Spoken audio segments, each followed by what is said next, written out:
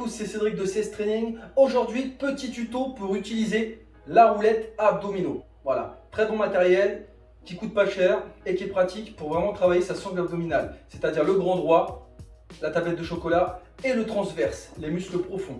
Voilà, je vais parler de placement et comment faire pour exécuter ce mouvement.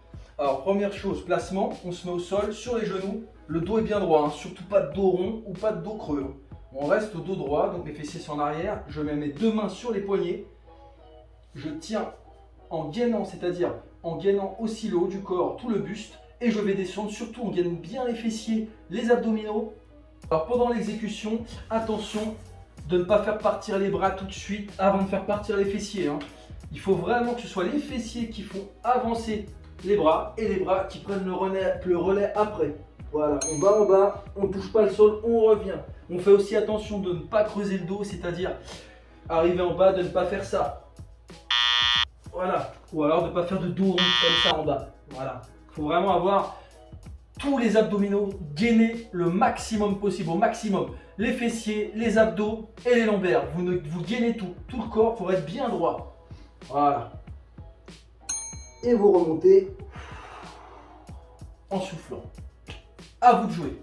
Allez, je mets mes deux mains sur la roulette, sur les genoux, je descends, j'inspire par le nez et je remonte en soufflant par la bouche. Vous avez vu ma roulette aller près des genoux, hein. Je ne pars pas comme ça, allez près. Allez, j'en fais encore une répétition, je vous montre ça.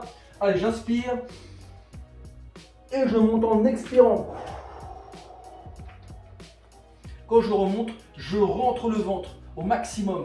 Quand j'expire, quand je souffle par la bouche.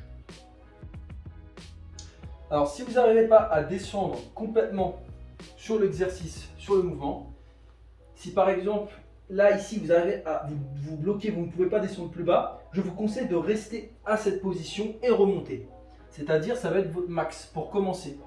Alors, vous allez rester à cette position, de toute façon, vous allez le sentir. Hein. Si par exemple, vous descendez, je dis ça comme ça, si vous descendez et que là, vous êtes au max, mais que vous descendez plus et qu'après, vous tombez, c'est que c'est trop.